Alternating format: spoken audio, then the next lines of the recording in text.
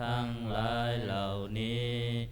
อันยกขึ้นตามสมควรแล้วสาธุโนพันเต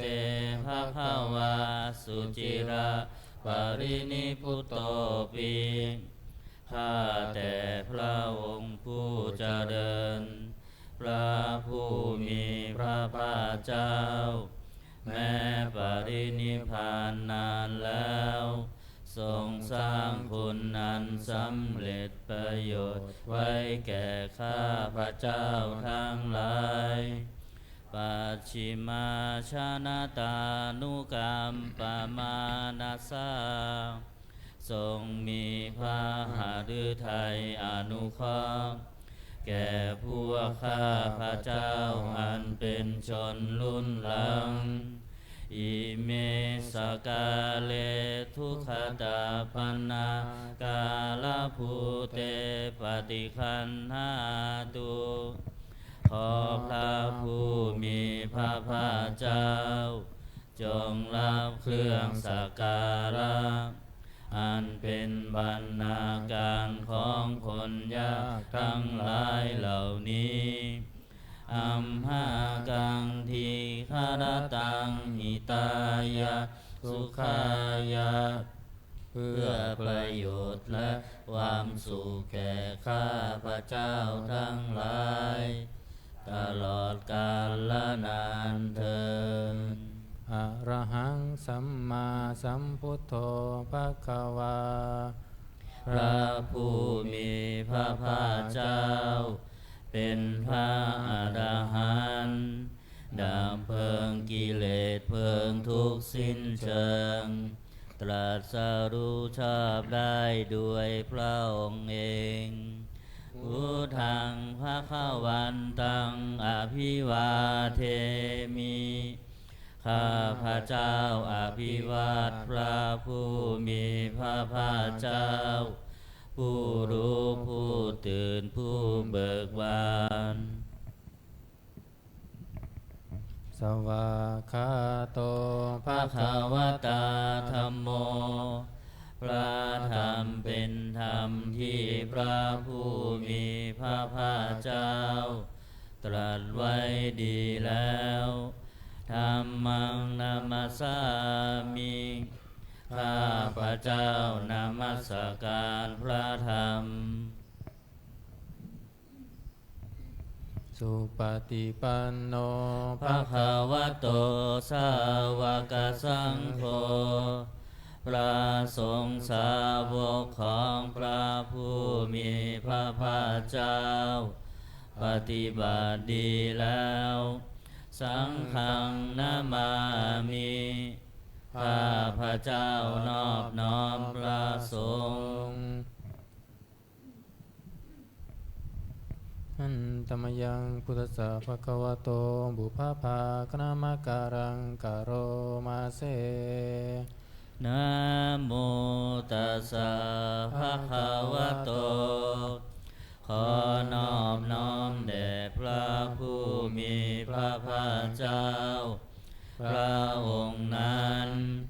อะระหะโต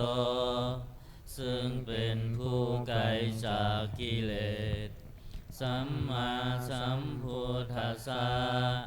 ตรัสรู้ชอบได้โดยพระองค์เองนะโมตัสสะภะคะวะโตขอนอบน้อมแด่พระผู้มีพระภาคเจ้าพระองค์นั้นอะระหะโตซึ่งเป็นผู้ไกลจากกิเลสสัมมาสัมพุทธัสสะตรัสรู้ชอบได้โดยพระองค์เองนะโมตัสสะภะคะวะโตขอนอบน้อมแด่พระผู้มีพระภาคเจ้าพระองค์นั้นอะระหะโตซึ่งเป็นผู้ไกลจากกิเลสสัมมาสัมพุทธัสสะตรัสรู้ชอบได้โดยพระองค์เองป ปิดหนังสือไปที่หน้า19ทำวัดเย็น19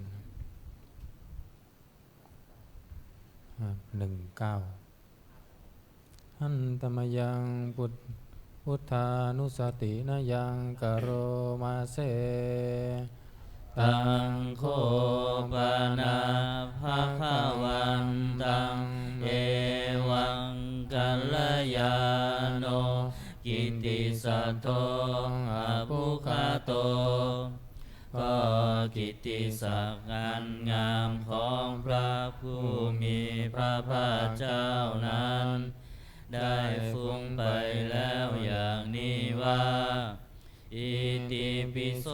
ภะคะวาเพราะเหตุอย่างนี้พระผู้มีพระภาคเจ้านั้น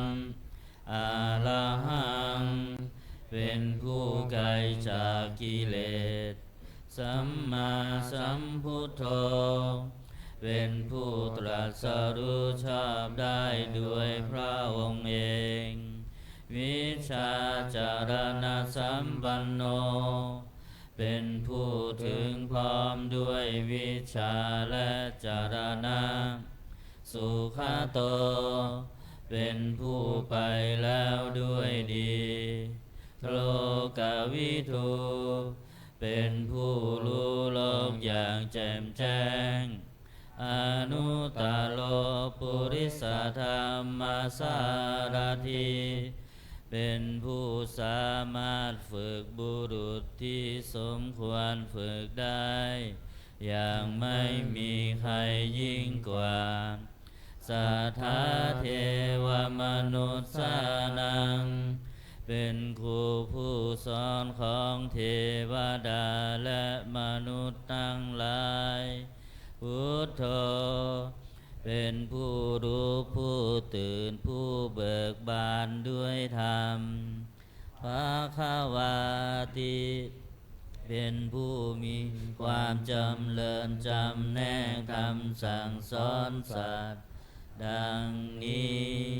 อันตมยังพุทธาภิกขิติงกโรมาเสพุทธวาลาหันตาวาลตาทิคุณาทิยุโตพระพุทธเจ้าประกอบด้วยคุณมีความประเสริฐแห่งอรหันตคุณเป็นต้นสุทาพิยานกรุณาหิสมาคตโตพระองค์อันประกอบด้วยพระญาณและพระกรุณาอันบริสุทธิ์โอเทสิโย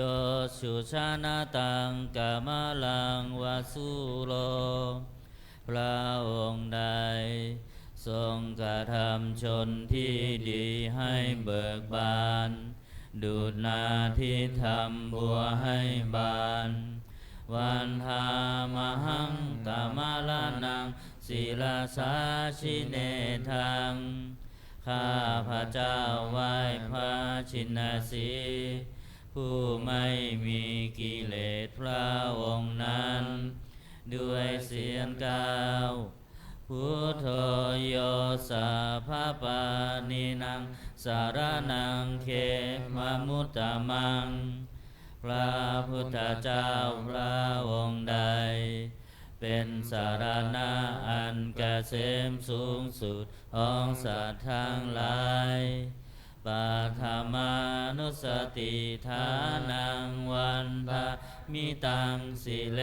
นะหังข้าพระเจ้าไหว้พระพุทธเจ้าพระองค์นั้นอันเป็นที่ตั้งแห่งความระลึกองค์ที่หนึ่งด้วยเสียงกล่าวพุทธัสสะหัสสมิทาโสพุทโธเมสามิกิสโรข้าพระเจ้าเป็นทาสของพระพุทธเจ้าพระพุทธเจ้าเป็นนายมีอิสระเหนือข้าพระเจ้าพุทโธทุกขัสสะคาตาจะวิทาตาจะหิตัสสะเม พระพุทธเจ้าเป็นเครื่องกำจัดทุกข์และทรงไว้ซึ่งประโยชน์แก่ข้าพเจ้าพุทธัสสะหังนิยาเทมิสรีรันชีวิตันจิทังข้าพระเจ้ามอบกายถวายชีวิตนี้แด่พระพุทธเจ้าวันทันโตหังจาริสามิพุทธเสวสุโพธิตังข้าพระเจ้าผู้ไหวอยู่จากประพฤติตามซึ่งความตรัสรู้ดีของพระพุทธเจ้านัตถิเมสารนังอัญญังพุทโธเมสารนังวะลังสารณะอื่นของข้าพระเจ้าไม่มีพระพุทธเจ้าเป็นสารณะอันประเสริฐของข้าพระเจ้าเอเตนะสัจวัจเจนะวัตตยังสัทธุสาสเนด้วยการกล่าวคำสัตย์นี้ข้าพระเจ้าพึงเจริญในพระศาสนาของพระศาสดาพุทธังเมวันธามาเนนะยังปุญญังปัสสุตังอิทังข้าพระเจ้าผู้ไหวอยู่ซึ่งพระพุทธเจ้าได้ขวนขวายบุญใดในบัดนี้สาเพปิอันตรายามิมเหสุงตัสสะเตชะสาอันตรายทั้งปวงอย่าได้มีแก่ข้าพระเจ้าด้วยเดชแห่งบุญนั้นกายเยนะวาจายาวเจตสาวาด้วยกายก็ดีด้วยวาจาก็ดีด้วยใจก็ดีพุทเทกุกัมมังปะกตังมยายังกรรมนาติเตียนันใดที่ข้าพระเจ้ากระทำแล้วในพระพุทธเจ้าพุทโธปฏิคันหตุอาจยันตังขอพระพุทธเจ้าจงงดซึ่งโทษล่วงเกินนั้นกาลันตะเลสังวลิตุงวะพุทเทเพื่อการสำรวมระวังในพระพุทธเจ้าในการต่อไปหันตมยังธรรมานุสตินะยังกโรมาเสสวาคาโตภะคะวะตาธัมโมพระธรรมเป็นสิ่งที่พระผู้มีพระภาคเจ้าตรัสไว้ดีแล้วสันทิฏฐิโกเป็นสิ่งที่ผู้ศึกษาและปฏิบัติพึงเห็นได้ด้วยตนเองอากาลิโกเป็นสิ่งที่ปฏิบัติได้และให้ผลได้ไม่จำกัดการเอหิปัสสิโกเป็นสิ่งที่ควรกล่าวกับผู้อื่นว่าท่านจงมาดูเถิดโอปานายิโกเป็นสิ่งที่ควรน้อมเข้ามาใส่ตัวปัจจตังเวทิตาโพวินโยหิติเป็นสิ่งที่ผู้รู้ก็รู้ได้เฉพาะตนดังนี้อันตมยังธรรมาภิกิติงกโรมาเสสวาคาตตาทิคุณายโยภาวะเสนาเสโยพระธรรมเป็นสิ่งที่ประเสริฐเพราะประกอบด้วยคุณคือความที่พระผู้มีพระภาคเจ้าตรัสไว้ดีแล้วเป็นต้นโยมะคปากับปริยติวิโมคขเพโทเป็นธรรมมันจำแนกเป็นมรรคผลปริยัติและนิพพาน ธัมโมกุโลกัปปตานาตถาทาลิธาลีเป็นธรรมทรงไว้ซึ่งผู้ทรงธรรมจากการตกไปสู่โลกที่ชั่ววันหามหังตามหาลังวะละตัมมะเมตังข้าพระเจ้าไหว้พระธรรมอันประเสริฐนั้นอันเป็นเครื่องขจัดเสียซึ่งความมืดธัมโมโยสัพพปานินังสารนังเขมมุตตมังพระธรรมใดเป็นสารณะอันเกษมสูงสุดของสัตว์ทั้งหลายทุติยานุสติฐานังวันทามิตังสิเลนะหังข้าพระเจ้าไหว้พระธรรมนั้นอันเป็นที่ตั้งแห่งความระลึกองค์ที่สองด้วยเสียงกล่าวธัมมัสสาหัสสมิทาโสวะธัมโมเมสามิกิสโล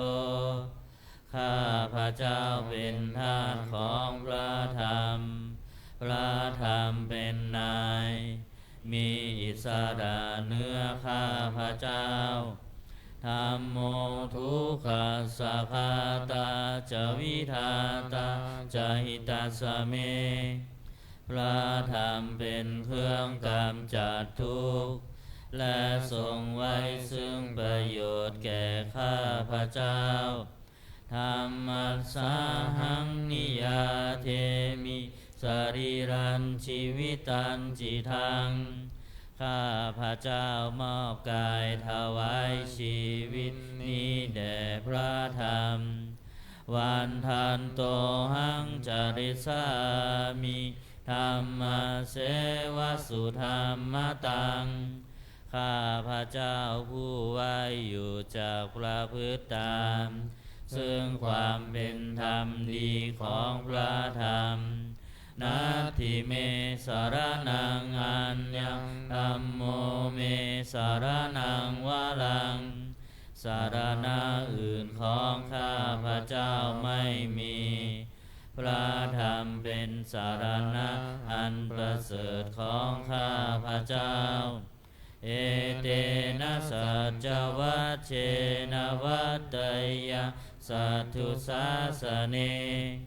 ด้วยการกล่าวคำสัตย์นี้ข้าพระเจ้าพึงจะเดินในพระศาสนาของพระศาสดาธัมมังเนวันธรรมาเนนะยังปุญญาปัสสุตังอิทาข้าพระเจ้าผู้ไว้อยู่ซึ่งพระธรรมได้ขวนขวายบุญใดในบัดนี้สัพเพปิอันตรายามิมาเหสุตัสสะเตชะสาอันตรายทั้งปวงอย่าได้มีแก่ข้าพระเจ้าด้วยเดชแห่งบุญนั้นกายเยนะวาจายวเจตสาวาด้วยกายก็ดีด้วยวาจาก็ดีด้วยใจก็ดีธัมเมกุกัมมังปะกตังมะยายังกรรมหน้าที่เตือนอันใดที่ข้าพระเจ้ากระทำแล้วในพระธรรมธัมโมปฏิคันหตุอาจยันตังขอพระธรรมจงงดซึ่งโทษล่วงเกินนั้นกาลันตะเลสังวลิตุงวะธรรมเมเพื่อการสำรวมระวังในพระธรรมในการต่อไปอันตมยังสังฆานุสตินายังกโรมาเสสุปฏิปันโนภะคะวะโตสาวกสังโฆทรงสาวกของพระผู้มีพระภาคเจ้าปฏิบัติดีแล้ว อุชุปฏิปันโนภะคะวะโตสาวกสังโฆทรงสาวกของพระผู้มีพระภาคเจ้าปฏิบัติตรงแล้ว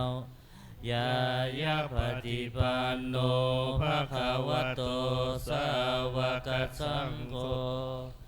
ทรงสาวกของพระผู้มีพระภาคเจ้าปฏิบัติเพื่อรู้ธรรมเป็นเครื่องออกจากทุกข์แล้วสามีจิปฏิปันโนภะคะวะโตสาวกสังโฆ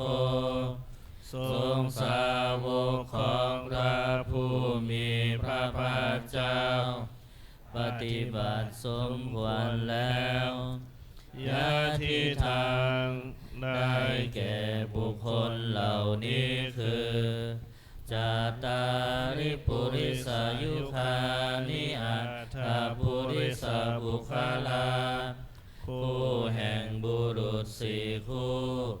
นับเรียงตัวบุรุษได้8บุรุษเอสะภะคะวะโตสาวกสังโฆนั่นแหละทรงสาวกของพระผู้มีพระภาคเจ้าอาหุนายโยเป็นสมควรแก่สักการะที่เขานำมาบูชาปาหุนายโยเป็นสมควรแก่สักการะที่เขาจัดไว้ต้อนรับทักขินายโยเป็นผู้ควรรับทักษิณาทานอัญชลีกรณิโยเป็นผู้ที่บุคคลทั่วไปควรทำอัญชลีอนุตตรังปุญญเขตังโลกัสสะที่เป็นเนื้อนาบุญของโลกไม่มีนาบุญอื่นยิ่งกว่าดังนี้อันตมยังสังฆาภิกิติงกโรมาเสสัทธรรมโชสุปฏิปฏิคุณาดิยุตโตพระสงฆ์ที่เกิดด้วยพระสัทธรรมประกอบด้วยคุณมีความปฏิบัติดีเป็นต้นโยธาภิโทอริยบุคคลสังฆเสโตเป็นหมู่แห่งพระอริยบุคคลนั้นประเสริฐ8จำพวกศีลาทิธรรมปวาลาสยกายจิตโตมีกายและจิตอันอาศัยธรรมมีศีลเป็นต้นอันบวรวันธามหังตามริยานาคานังสุสุทังข้าพระเจ้าไหว้หมู่แห่งพระอริยเจ้าเหล่านั้นอันบริสุทธิ์ด้วยดีสังโฆโยสัพพปานินังสารนังเขมมุตตมังพระสงฆ์หมู่ใดเป็นสารณะอันเกษมสูงสุดของสัตว์ทั้งหลายตติยานุสติฐานังวันทามิตังสิเลนะหังข้าพระเจ้าไหว้พระสงฆ์หมู่นั้นอันเป็นที่ตั้งแห่งความระลึกองค์ที่3ด้วยเสียงกล่าวสังฆาสาหัสมิทาโสวะสังโฆเมสามิกิสโรข้าพระเจ้าเป็นทาสของพระสงฆ์พระสงฆ์เป็นนายมีอิสระเหนือข้าพระเจ้าสังโฆทุกขาสาคาตาจวิทาตาใจตาสเมงพระสงฆ์เป็นเครื่องกำจัดทุกข์และทรงไว้ซึ่งประโยชน์แก่ข้าพระเจ้า สังขารสาหังนิยาเทมิสรีรันชีวิตันจิทังข้าพระเจ้ามอบกายถวายชีวิตนี้แด่พระสงฆ์วันทันโตหังจริสามิสังฆัสโสปฏิปันนตังข้าพระเจ้าผู้ไว้อยู่ จังประพฤติตาม ซึ่งความปฏิบัติดีของพระสงฆ์นัตถิเมสารนังอัญญสังโฆเมสารนังวรังสารณะอื่นของข้าพระเจ้าไม่มีพระสงฆ์เป็นสารณะอันประเสริฐของข้าพระเจ้าเอเตนะสัจวัคเชนะวัตยังสัตถุสาสเนด้วยการกล่าวคำสัตย์นี้ข้าพระเจ้าพึงเจริญในพระศาสนาของพระศาสดาทั้งขังเมวันธรรมาเนนะยังปุญญังปัสสุตังอิทังข้าพระเจ้าผู้ไว้อยู่ซึ่งพระสงฆ์ได้ขวนขวายบุญใดในบัดนี้สัพเพปิอันตรายามิมเหสุงตัสสะเตชะสาอันตรายทั้งปวงอย่าได้มีแก่ข้าพระเจ้าด้วยเดชแห่งบุญนั้นกายเยนะวาจายวเจตสาวาด้วยกายก็ดีด้วยวาจาก็ดีด้วยใจก็ดีสังเคกุกัมมังปะกตังมยายังกรรมหน้าที่เตือนนันใดที่ข้าพระเจ้ากระทำแล้วในพระสงฆ์สังโฆปฏิคันหตุอัจจยันตังขอพระสงฆ์จงงดซึ่งโทษล่วงเกินนั้น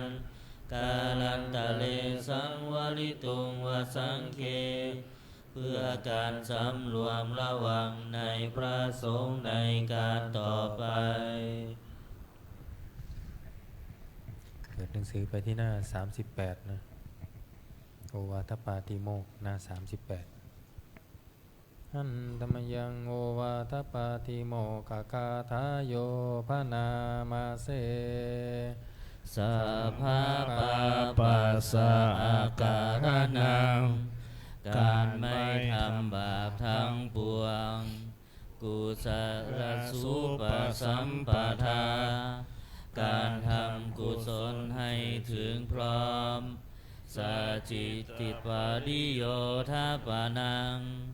การชำระจิตของตนให้ขาวรอบเอตังพุทธานาสาสนังทำ3อย่างนี้เป็นคำสั่งสอนของพระพุทธเจ้าทั้งหลายขันติปรมังตโปติติฆาขันติคือความอดกลั้นเป็นธรรมเครื่องเผากิเลสอย่างยิ่งนิพพานังปรมังวัฏันติพุทธาผู้รู้ทั้งหลายกล่าวพระนิพพานว่าเป็นธรรมอันยิ่งนาหิปภาชิโตปรูปคาติผู้กำจัดสัตว์อื่นอยู่ไม่ชื่อว่าเป็นบรรพชิตเลยสามโนโหติปารังวิเหทยันโตผู้ทำสัตว์อื่นให้ลำบากอยู่ไม่ชื่อว่าเป็นสมณะเลยอนุปวาโทอนุปคาโตการไม่พูดร้ายการไม่ทำร้ายปาติโมกเขจะสังวโรการสำรวมในปาติโมกข์มาตัญญุตาจะภัตตัสสมิง ความเป็นผู้รู้ประมาณในการบริโภคปันตัญจะสยนาสนังการนอนการนั่งในที่อันสงัดอาทิจิเตจายโยโคความมันประกอบในการทำจิตให้ยิ่งเอตังพุทธานาสาสนังทำ6อย่างนี้เป็นคำสั่งสอนของพระพุทธเจ้าทั้งหลายเปิดมาหน้า27นะ27หันตมยังตังกนิกัมปัญจเวคณาปาทังปนามาเสอาชามายาอัปปัจเจเวคิตวายังจีวรังปริพุตังจีวรใดอันเรานุ่งห่มแล้วไม่ทันพิจารณาในวันนี้ตังยาวะเทวาสิตัสสะปฏิฆาตายะจีวรนั้นเรานุ่งห่มแล้วเพียงเพื่อบำบัดความหนาวอุณหัสสะปฏิฆาตายะเพื่อบำบัดความร้อนดังสมกาสวาตาตปาสิลิงสปะสัมผัสสานังปฏิฆาตายะเพื่อบำบัดสัมผัสนั้นเกิดจากเหลือบยุงลมแดดและสัตว์เลื้อยคลานทั้งหลายยาวะเทวาหิลิโกปินาปฏิชาตานาทังและเพียงเพื่อปกปิดอวัยวะอันให้เกิดความละอายอาชามายาอัปปัจเจเวคิตวาโยบินทปาโตปริพุโตบิณฑบาตใดอันเราฉันแล้วไม่ทันพิจารณาในวันนี้โสเนวะทวายาบิณฑบาตนั้นเราฉันแล้ว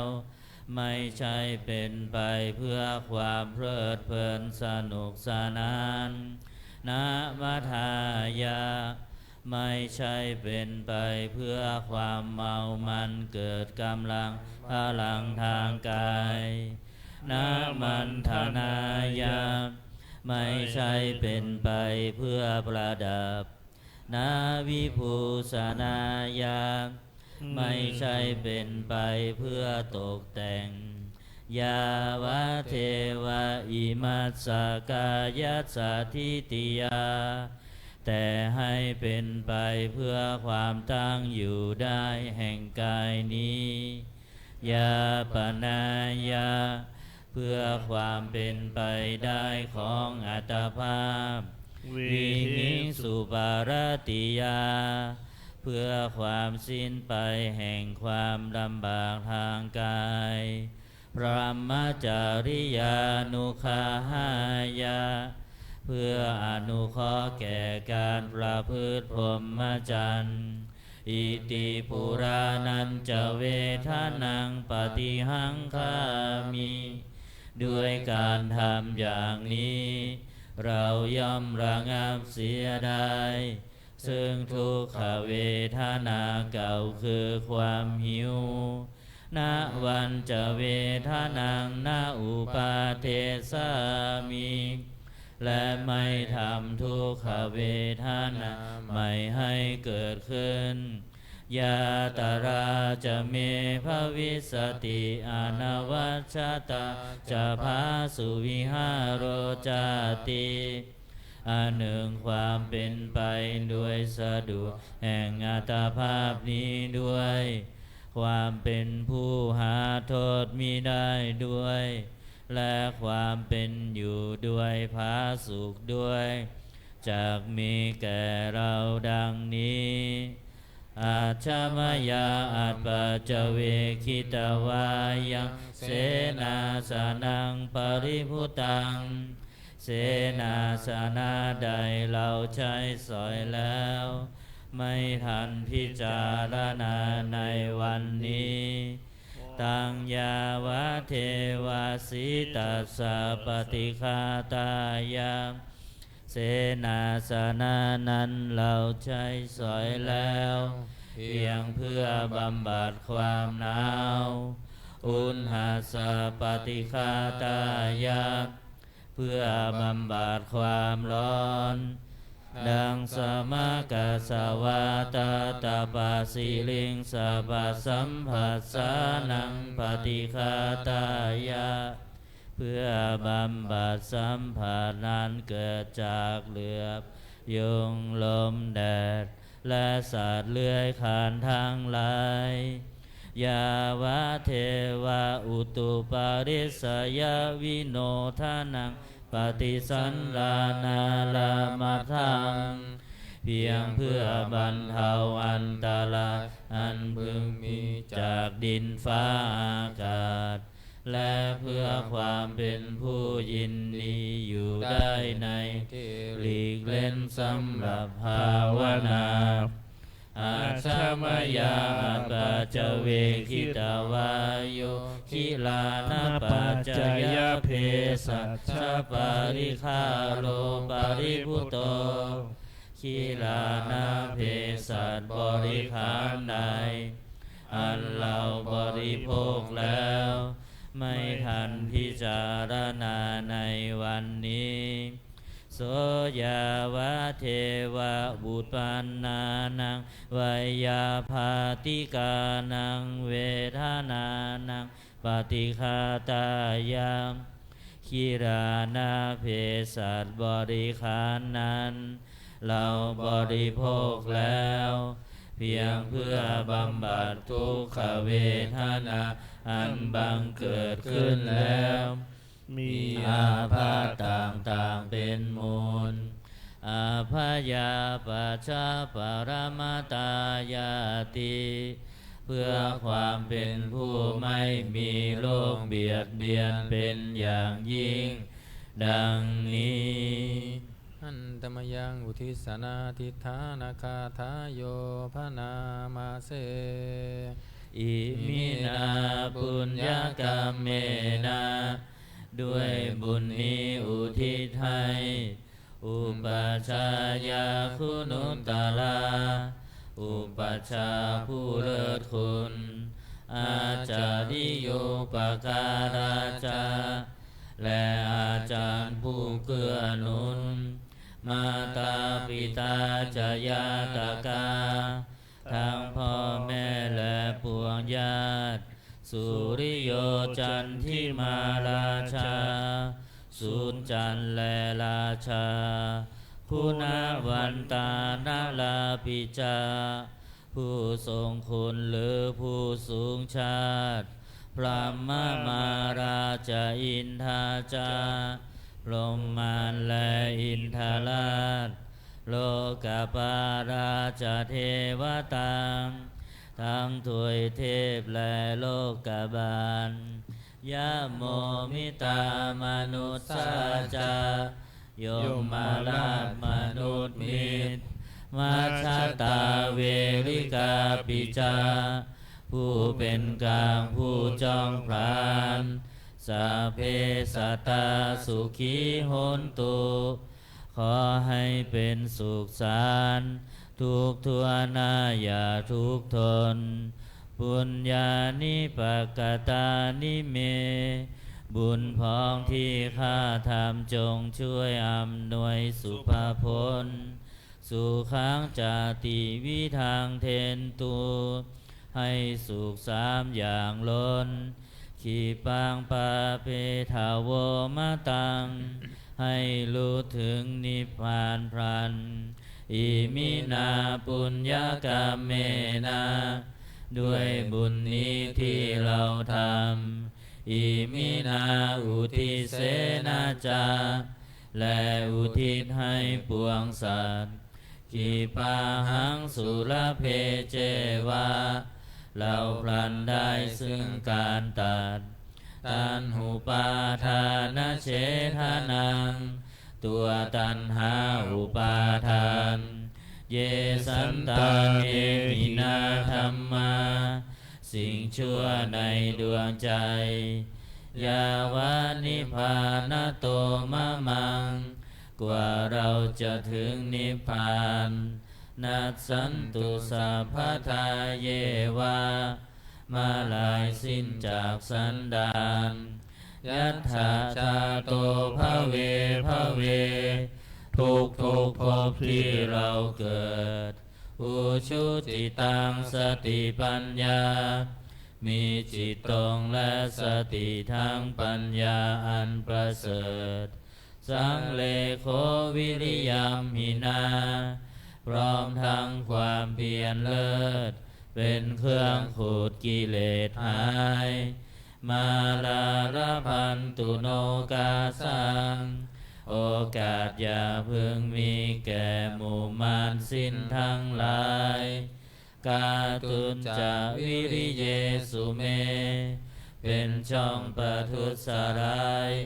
ทำลายล้างความเพียรจมพุทธาธิปาวโรนาโทพระพุทธผู้บวรนาถธัมโมนาโทวรุตตโมพระธรรมที่พึงอุดมนาโทปัจเจกพุทโธจาพระปัจเจกพุทธสงฆ์สังโฆนาโทตโลมะมังโทพระสงฆ์ที่พึงพยอมเตโสตมานุภาเวนะด้วยอานุภาพนั้นมาโลกาสังละพันตุมาขอหมู่มารอย่าได้ช่องทัสสะบุญญานุภาเวนะด้วยเดชบุญทั้ง10ป้องมาโลกาสังละพันตุมาอย่าเปิดโอกาสแก่มารเธอวันนี้วันอาทิตย์สวดเจริญพุทธมนต์นะ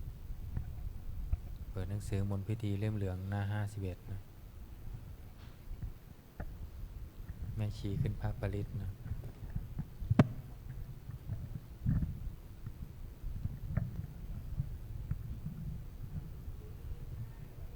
วิปติปฏิภายะสัพพสัมปติสิทธิยาสัพพทุกขาวินาศายะปริตังปรุทะมังคลังวิปติปฏิภายะสัพพสัมปติสิทธิยาสัพพพยาวินาศายะปริตังปรุทะมังคลังวิปติปฏิภายะสัพพสัมปติสิทธิยาสัพพโรคะวินาศายะ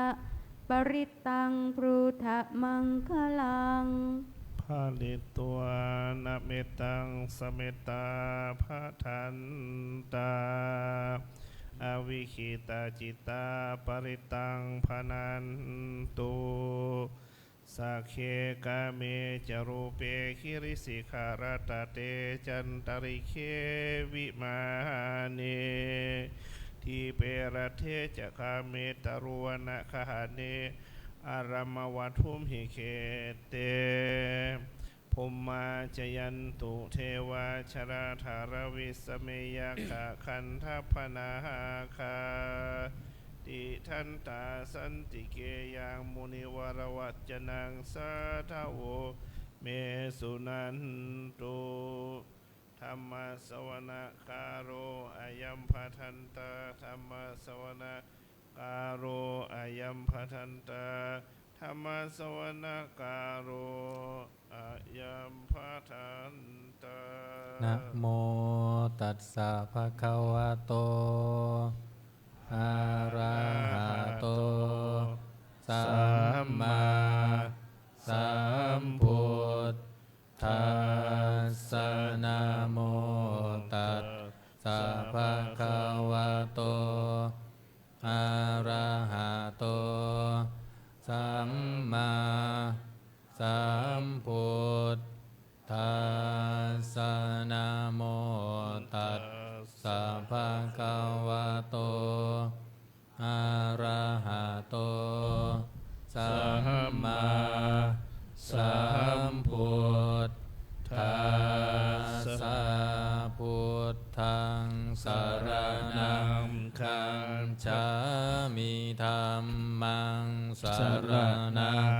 คัจฉามิสังฆังสรณังคัจฉามิทุติยมปิพุทธังสรณังคัจฉามิทุติยมปิธัมมังสรณังคัจฉามิทุติยมปิสังฆังสรณังคัจฉามิตติยมปิพุทธังสรณังคัจฉามิตติยมปิธัมมังสรณังคัจฉามิตติยมปิสังฆังสรณังคัจฉามิหน้า54สัมพุทเทอัตถวิสัญจะทวาทาสัญจะสหสเกปัญจะสัตตสหสานินามามิสิราสาอะหังเตสังธรรมันจะสังขันจะอาทะเรนานามามิหังนามการานุภาเวนะหันตวาสัพเพอุปปัตถเวอเนกาอันตรายาปิวินัสสันตุอาเสสะโตสัมพุทเทปัญจปัญญาสัญจะจตุวิสติสหสเกทัสสะสัตตสหสานินามามิสิราสาอะหังเตสังธรรมันจะสังขังจะอาทะเรนานามามิหังนามการานุภาเวนะหันตวาสัพเพอุปันทเวอเนกาอันตรายาปิวินัสสันตุอาเสสะโตสัมพุทเทนาวุตตรัสสะเตอันทจัตตาลิสาสหสเกวิสติสัตตสหสานินามามิสิราสาอะหังเตสังธรรมันจะสังขันจะอาทะเรนานามามิหังนามการานุภาเวนะหันตวาสัพเพอุปปัตถเวอเนกาอันตรายาปิวินัสสันตุอาเสสะโตนะโมอะระหะโตสัมมาสัมพุทธัสสะมะเหสิโนธัมมะธัมมัสสะสวะขาตัสเสวะเตนิธานาโมมหาสังคัสสาปิวิสุทธาสีลาทิฏฐิโนนะโมโอมาตยารัตทัสสะรัตนัตตยัสสะสาธุกังนะโมโอมัคคาติตัสสะตัสสะวัตถุตยัสสะปินะโมการาปะภาเวนาวิคัตฉันตุอุปปัตถวานะโมการานุภาเวนะสุวัตถิโหนตุสัพพทานะโมการัสสะเตเชนะวิธิหิโหมิเตชวานะ57นั้นพหูเทวามนุษย์สาจะมังคลานิอาจินตายุงอากังขมานาโสทานัง ปรูหิมังคารมุตตะมังอาเสวนาจะพาลานังปันติตานันจะเสวนาปูชาจะปูชนียานังเอตัมมังคารมุตตะมังปฏิรูปเทสวะโสจะบุพเพจักกตปุญญาตาอัตตสัมมาปณิทิจะเอตัมมังคารมุตตะมังพาหุสัจจันจะสิบปัญจวินัยโยจะสุสิกิโตสุภาสิตาจะยาวาจาเอตัมมังคารมุตตะมังมาตาปิตุอุปัฏฐานังปุตตะธารัสสะสังฆาโหอนากุลาจะกัมมันตาคารมุตตะมังทานันจะธรรมจริยาจะยาตกานันจะสังฆโหอนวัตชานิกรรมมานิเอตัมมังคารมุตตะมังอารติวิรติปาปามัจจปานาจะสัญญโมอัปปมาโทจะธัมเมสุเอตัมมังคารมุตตะมังคารโวจะนิวาโตจะสันตุทิจักตัญยุตตากาเลนะธัมมัสสวนังเอตัมมังคารมุตตะมังขันติจะโสวัจจะสัตตาสมนานันจะทัสสะนะกาเลนะธัมมัสสากัจฉาเอตัมมังคารมุตตะมังตะโปจะพรหมจริยันจะอริยสัจจานาทานสานังนิพพานาสัญชิกิริยาจะเอตัมมังคารมุตตะมังพุนทัสสะโลกธัมเมหิจินตังยัสสนกรรมปฏิหโสกังวิราชังเขมังคารมุตตะมังเอตาทิสานิกันตวานาสัพพันธมปราชิตาสัพพันธโสทิงคันฉันติตันเต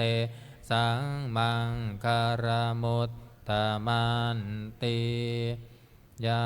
นิทัพพุตานิสมากตา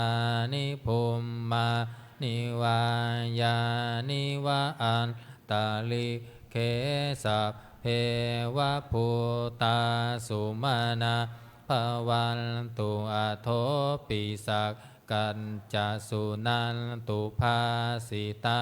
ตัดสมาหิภูตานิสาเมทัสสะเพเมตตากโรธรรมานุสสิยาปัจจายติวาจารันโต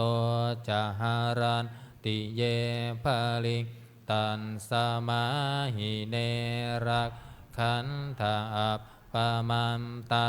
ยังกินจิวิตังอิทาวะหุรังวาสะเควะยังรัตตานังปานิตังนาโนสามาอันทิตาทาคเตนะอิทัพปิพุนเทรัตตานังเอเตนะสันเจนะสุวัตถิโหนตุขยังวิราคังอ อมตังปณิตังยัตถาชัคคาสะกายมุนีสมาหิโตนะเตนะธรรมเมนะสมาธิกิมจิ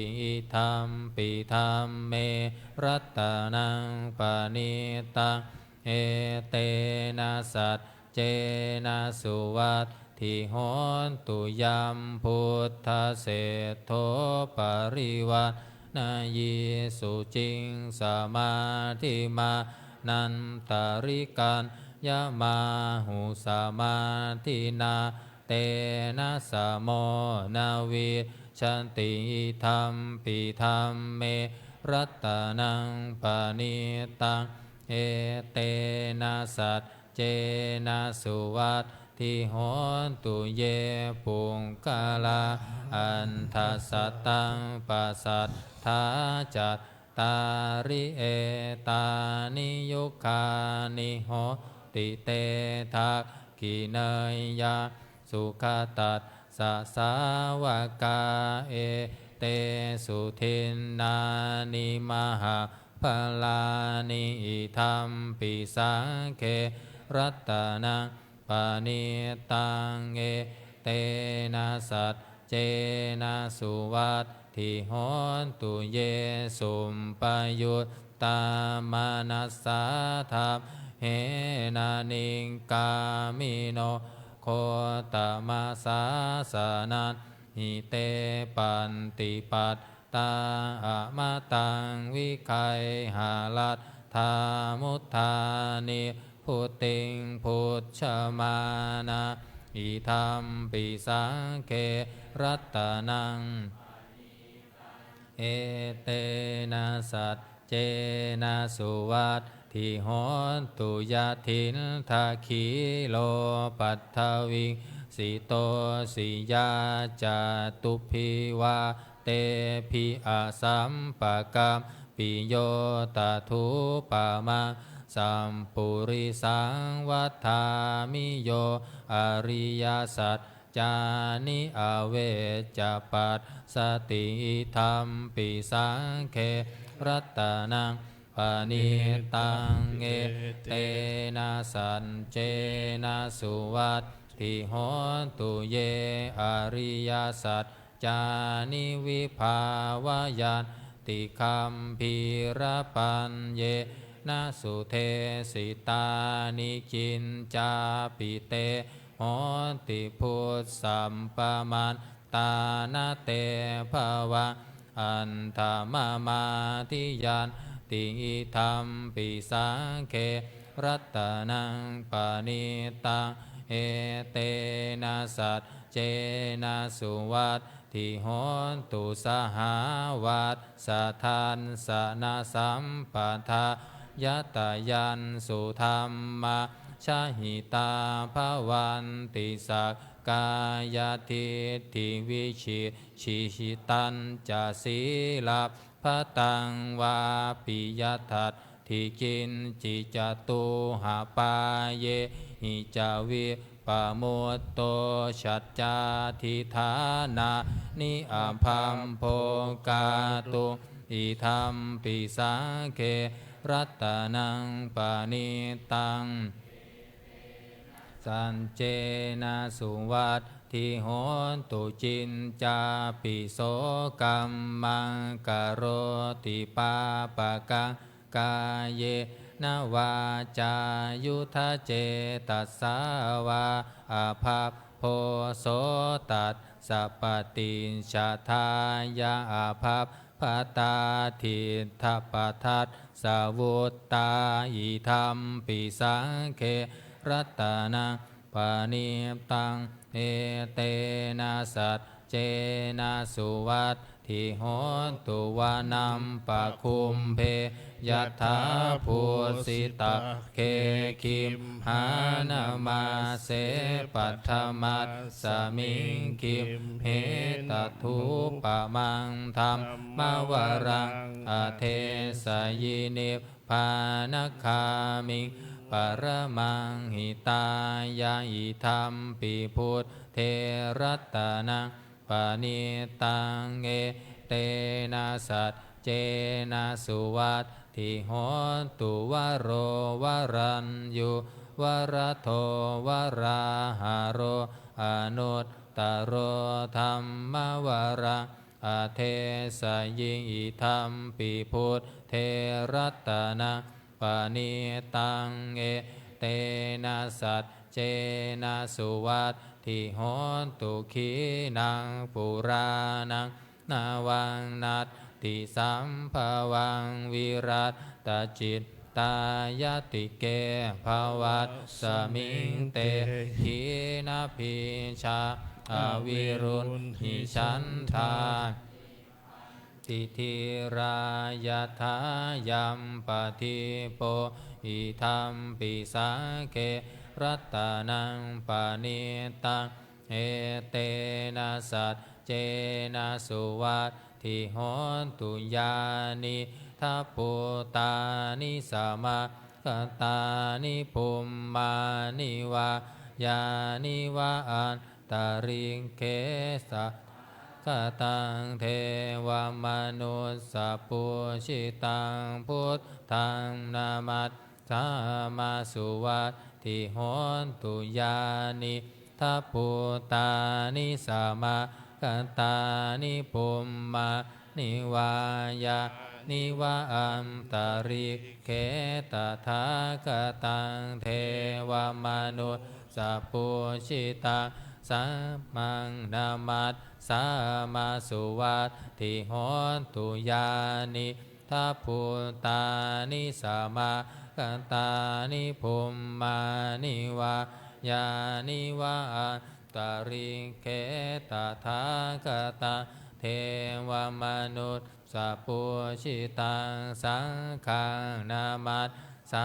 มาสุวัตถิโหนตุกรณียมัตถกุศเลนายันตังสันตังปะทังอภิสเมจะสะโกอุชุจะสุหุชุจะสุวัจโจจะสมุทุอนัตติมานิสันตุสะโกจะสุมภโรจังอัมปะกิจโจจะสันลาหุกาวุติสันตินทริโยจะนิปะโคจังอาปะคัมโพกุเลสุอานานุคินโทนัจจคุณทาสมาจเรกินจิเยนาวินโยปะเรอุปวัตเทยโยสุขิโนวาเขมิโนโหนตุสะเพสัตตาภวันตุสุขิตัตตาเยเจจิปานะภูตัตทิตัสสาวาทาวราวาติคาวาเยมหันตาวามัชชิมารัสสกาอนุกทุลาทิฏฐาวาเยจะทิฏฐาเยจะทุเรวสันติอวิทุเรภูตาวาสัมภเวสีวาสัพเพสัตตาภวันตุสุขิตัตตานะปโรประนิกุมเพธานาติมันเยทะกันทาจินังกินจิพยาโรสนาปฏิฆาสัญญานายมัญญัตสะทุงขามิเฉยยะมาตายะธานิยาปุณตังอายุสาเอกะปุณตมนุรักเขเอวะปิสัมภพุเตสุมาณสัมภาวะเยอปริมาณังเมตัญจะสัมภโลกันสมิงมานะสัมภาวะเยอปริมาณังอุทธังอัปโทจติริยัน จะสัมภาทังอเวลังอสปันตังติทันจารังนิสินโนวาสยาโนวายาวตัสสวิคตมินโทเอตังสติงอธิเทยพรหมเม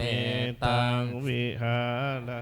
อิทิมาหุทิทิน จานุปคัมมาศีลวาทัสสะเนนะสัมปันโนกาเมสุวินัยยะเคทังนาหิชาตุคัมภาเสยยังปุนาเรติติวิรูปักเคหิเมเมตังเมตังเอราปะเทหิเมฉัพพยาปุตเตหิเมเมตังเมตังกันหาโคตมะเกหิจาปาทะเกหิเมเมตังเมตังทิปาทะเกหิเมจตุปะเทหิเมเมตังเมตังพาหุปะเทหิเมมามังอปาทะโกหิงสิมามังหิงสิทิปาทะโกมามังจตุปะโทหิงสิมามังหิงสิพาหุปะโทสะเพสัตตาสะเพปานาสะเพภูตาจะเกวราสะเพพันธารานิปัสสันตุมาจินจิปาปะมาคมาอัปปมาโนพุทโธ อัปปมาโนธัมโมอัปป ปมาโนสังโฆปมาณวันตานิสิริงสัปปะนิอาหิวิกิกาสัตตปัตถิอุนนานาภิสารภูโมสิกากตาเมรักขากตาเมปริตาปฏิกามันตุภูตานิโสหังนะโมภะคะวะโตนะโมสัตตันนังสัมมาสัมพุทธานังหน้า66อุเทตยัญจักคุมาเอกราชาหาริสวรรณโนปันทวิปภาโสตังตังนามัสสามิหาริสวรรณังปันทวิปภาสังทายัญชาขุตตาวิหาเรมุทิวาสังเยพรหมนาเวคคุสัพพธรรมเมเตเมนะโมเตจะมังปาลยันตุนามัตตุพุทธานังนามัตตุโพธิญาณโมวิมุตตานังนะโมวิมุตติยาอิมังโสปาริตังกัตตวาโมโรจารติเอสนาอเปตยันจังคุมาเอกราชาหาริสวรรณโนปันทวิปภาโสตังตังหาริสวรรณังปันทวิปภาสังตายัญชาขุตตาวิหาเรมุรันติงเยพระมนาเวคคุสัพพธรรมเมเตเมนะโมเตจะมังปาลยันตุนามัตตุพุทธานังนามัตตุโพธิญาณโมวิมุตตานังนะโมวิมุตติยาอิมังโสปาริตังกัตตวาโมโรวาสมกัปปยิติอัตถิโลเกศีลคุณโนสัจจังโสเจยนุตทยาเตนะสัจเจนะกาหามิสัจจักกิริยามนุษย์ตรังอาวัตชิตตวาธรรมมะภรังสาริตวาบุภเกชิเนสัจจะพลมวัตสายาสันจักกิริยามกาสาหังสันติปักขาอาปัต ตนาสันติปาทาอาวัจจานามาตาปิตาจานิขันตาชาตเวทัปติกามะสหสเจกเตไมหังมหาปัจฉริโต สิกิวัชเช สิโสลัสสกการิสานิอุทธกังปัตตวายถาสิกขิสัจเจนะเมสโม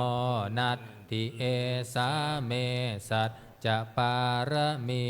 ติ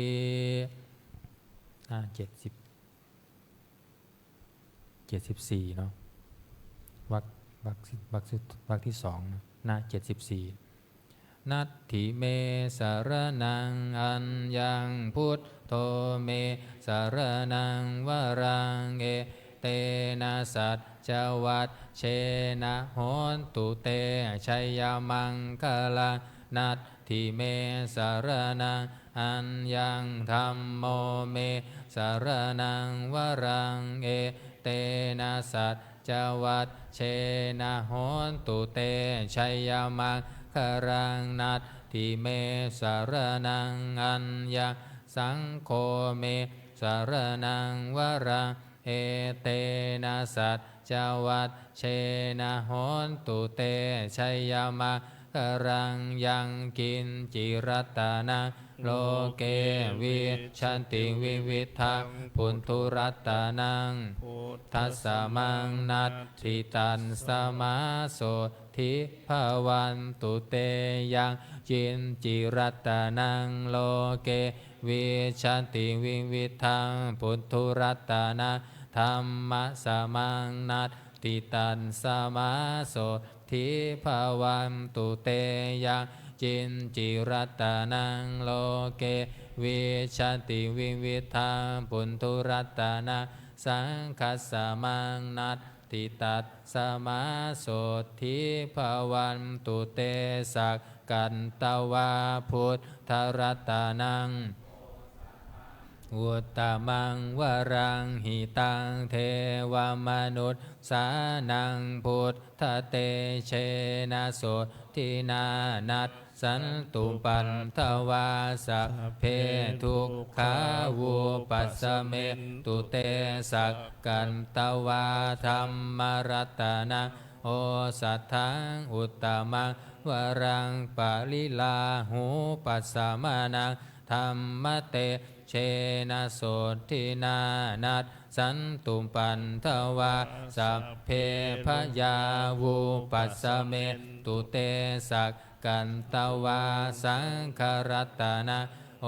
สัทธังอุตตมังวรังอาหุเนยยังปาหุเนยยังสังคเตเชนะโสทินานัตสันตุปันทวาสัพเพโรคาวุปัสสเมตุเตสัพพิติโยวิวัชชันตุสัพพโรโควินาศตุมาเตภวัตวันตรายโยสุขีติขายุโกภวะอภิวาทนาสิริสนิจังวุฒาปัจจายโนจัตตารโอธัมมาวัฏทันติอายุวันโนสุขังภะ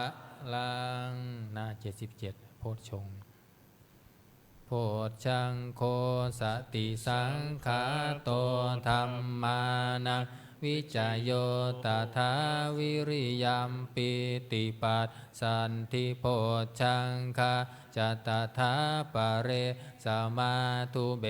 กะโพชฌังคาสัตเตเตสัพพทัสสีนามุนีนาสัมมาทักขาตาภาวิตาพหุลิกาตาสังวัตตันติอภิญญายานิพานายาจาโพธิยาเอเตนะสัจจวัตเชนะโสนทิเตโหนตุสัพพทาเอกัสสมิงสมัยเยนาโทโมกขันลานันจักกันสะปะกิลาเน ทุกขิเตทิสาวาโพชังเคสันตเทสยิเตจตังอภินันทิตาวาโรคามุตจิงสุตังกเนเอเตนะสัจจวัตเชนะโสติเตโหนตุสัพพทาเอกทาธรรมราชาปิเคลันเยนะพิปิริโตจุลทันเทเรนตันเยวะพนาเปตาวานาสาธรังสัมโมทิตวาจะอาภาธาตัมหาวุธาสิธานาโสเอเตนะสัจจวัตเชนะโสทิเตโหนตุสัพพทาปะหินาเตจะอาภาธาตินนันนัมปิมเหสีนังมัคคาหัตตกิเลสาวปัตตานุปัตติธรรมตังเชนะโสติเตโหนตุสัมปทายันทุนนิมิตตังอวมังคารัญจโยจามนาโป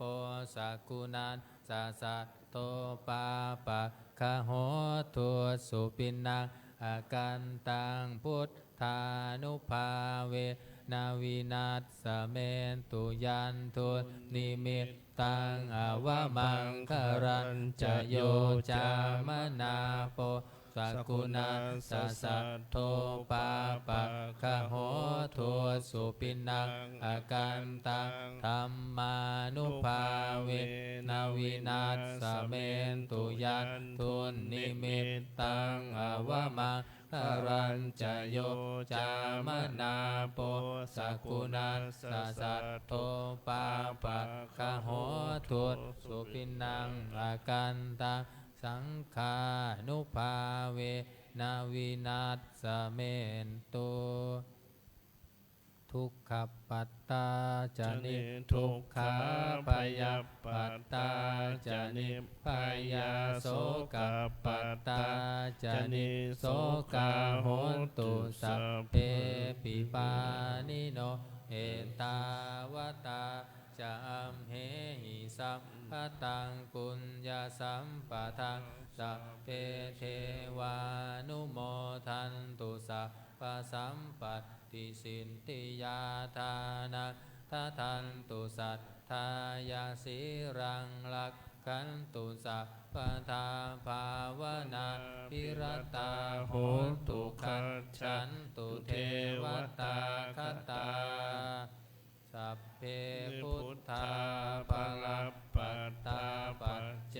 กานันจะยังพรังอรหันตานันตเตเชนรักขังพันธามิสัพพโส133มงคลจักรวาลน้อย133นะสัพพพุทธานุภาเวนะสัพพธรรมานุภาเวนะสัพพสังฆานุภาเวนะพุทธรัตนังธัมมรัตนังสังฆรัตนังติมนังรัตนานังอนุภาเวนะจตุราสิติสหสัทธัมมัคขันธานุภาเวนะปิตกัตตยานุภาเวนะชินนาสาวกานุภาเวนะสัพเพเตโรคาสัพเพเตพยาสัพเพเตอันตรายาสัพเพเตอุปปันทวาสัพเพเตทุนนิมิตตาสัพเพเตอวมังคาราวินัสสันตุอายุวัฏฐโกธนวัฏฐโกสิริวัฏฐโกยัสสวัฏฐโกภลวัฏฐโกวันนาวัฏฐโกสุขวัฏฐโกโหตุสัพพทาทุกโรคักขยาเวลา โสกาสัตตุจุปัฏฐวาอเน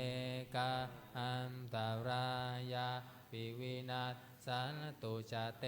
ชัสสาชัยสิทธิธานัง นาพังโสทิภคยังสุขพลังสิ สิ ริ ริ อา อา ยุ ยุ จ จะ วั วัน น โนจะโพ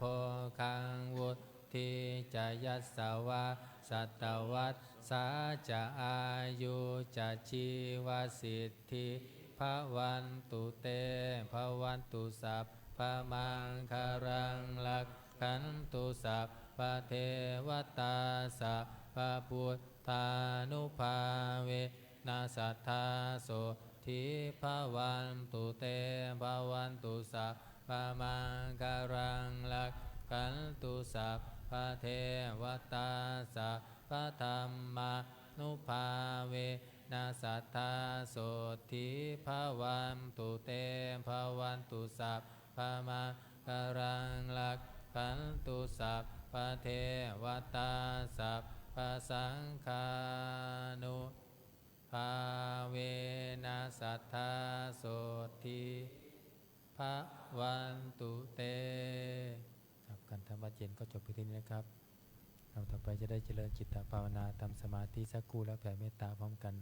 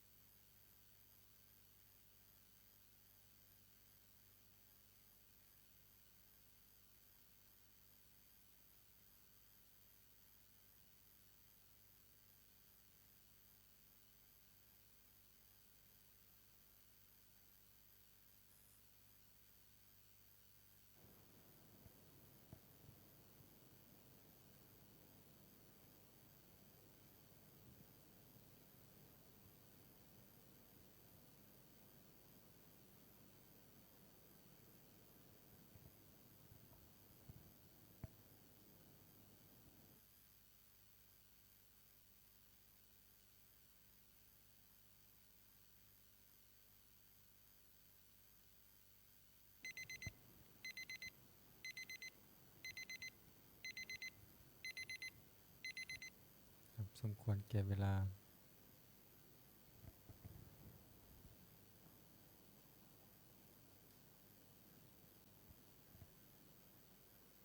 อิทังทานากัมมังนิพพานาปัจจโย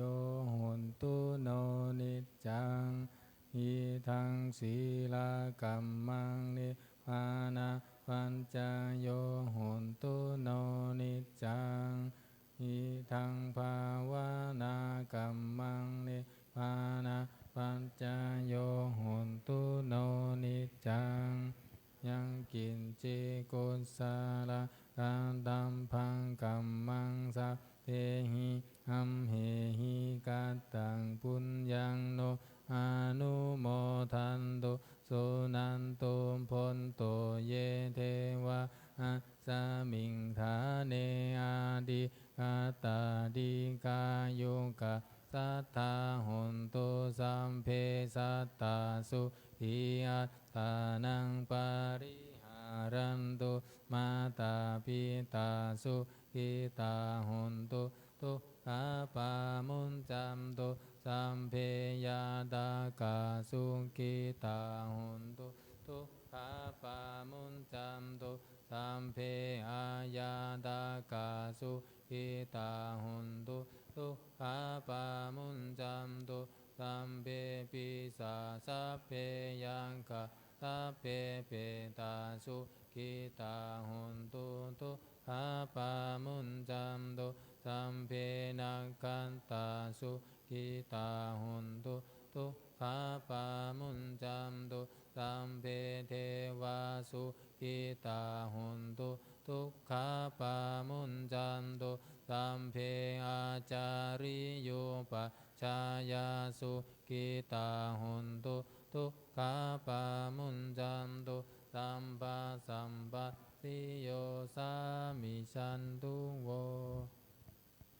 เก่าวันทาหลวงพร้อมกัน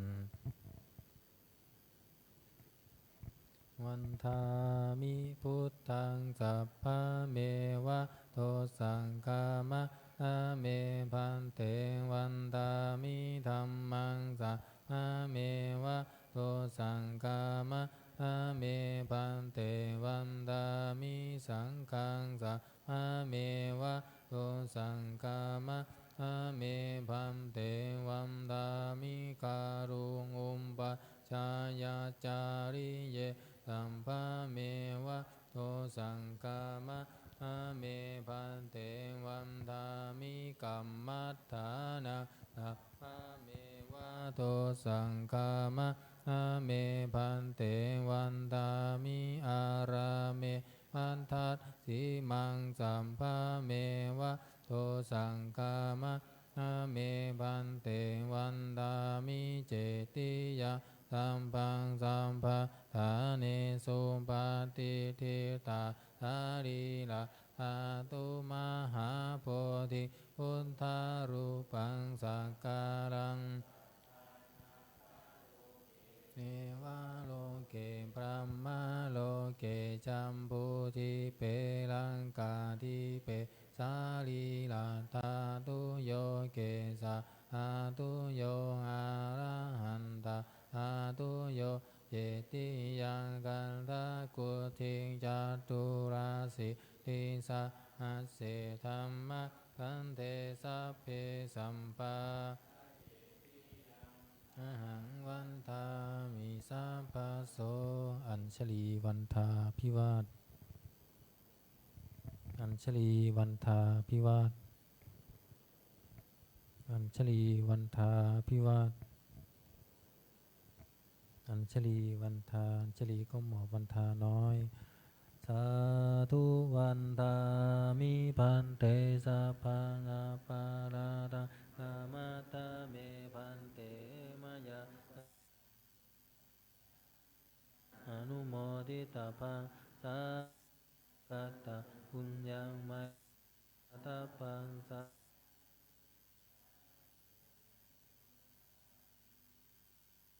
กราบลาพระรัตนตรัยอะระหังสัมมาสัมพุทโธภะคะวาพุทธังภะคะวันตังอภิวาเทมิ